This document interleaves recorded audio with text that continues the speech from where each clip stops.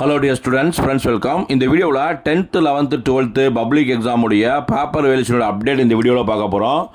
தமிழகத்தில் 60க்கும் மேற்பட்ட விடைத்தாள் திருத்தக்கூடிய மையங்களில் +2 மாணவருடைய விடைத்தாள்லாம் திருத்தி முடிச்சுட்டு அதே கேம்ப்லேயே பார்த்தீங்கன்னா +1 மாணவர்களுக்கான விடைத்தாள்கள் திருத்தப்பட்டு வருது. அதே மாதிரி 10th மாணவருடைய விடைத்தாள்லாம் திருத்தப்பட்டு வருது.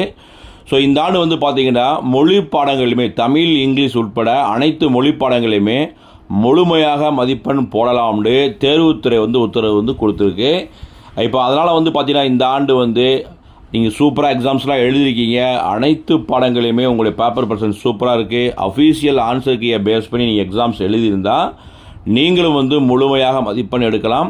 இப்போ 11th and 12th நீங்கள் டாப்பர்ஸ் நீங்கள் சூப்பராக எழுதிங்க, எந்த விதமான கமிட்டிங் மிஸ்டேக்ஸும் இல்லாமல் நான் செண்டம் அருவி அனைத்து பாடங்களிலும் அப்படின்னு சொன்னீங்கன்னா நீங்களும் 11th and 12th 600 மதிப்பெண்கள் முழுமையாக வாங்கலாம்.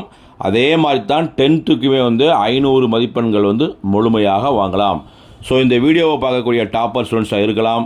ஸோ நீங்கள் கண்டிப்பாக உங்களுடைய எக்ஸாம் சூப்பராக எழுதியிருப்பீங்க. ஏதாவது சின்ன மிஸ்டேக்ஸ் கூட இல்லாமல் சார் எக்ஸாம் பர்ஃபெக்டாக எழுதியிருக்கேன், எனக்கு அனைத்து பாடங்களுக்குமே முழுமையாக மதிப்பெண் வரும் அப்படின்னு சொல்லக்கூடிய மாணவர்கள் தான் கமெண்டில் பதிவு செய்யுங்க.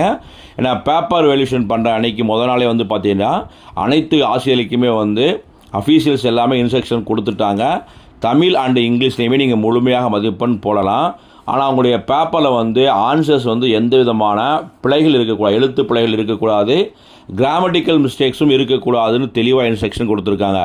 இது 1 மார்க் 2 மார்க் தவிர்த்து இந்த பேராகிராஃப் கொஸ்டின் எழுதுவாங்க, நெடுவினாக்கள் எழுதுவாங்க. ஸோ அந்த மாதிரி வினாக்களில் எந்த விதமான இலக்கண பிழை இருக்கக்கூடாது, எழுத்து பிழைகள் இருக்கக்கூடாது. ஸோ அந்த மாதிரி பேப்பருக்கு மட்டும் முழுமையாக மதிப்பெண் போட சொல்லியிருக்காங்க.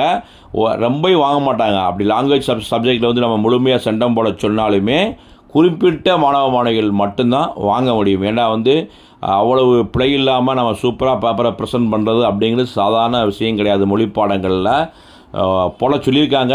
ஸோ நம்ம வெயிட் பண்ணி பார்க்கணும். 10th 11th 12th எத்தனை ஸ்டூடெண்ட்ஸ் குறிப்பாக மொழி பாடங்களில் செண்டம் போடுறாங்கன்ட்டு. ஸோ நீங்கள் யாராவது 10th 11th 12th மாணவிகள் சார் நான் பேப்பரை சூப்பராக எழுதியிருக்கேன், எனக்கு செண்டம் வரும் அப்படின்னு எதிர்பார்த்து இருக்கீங்கன்னா கமெண்டில் பதிவு செய்யுங்க.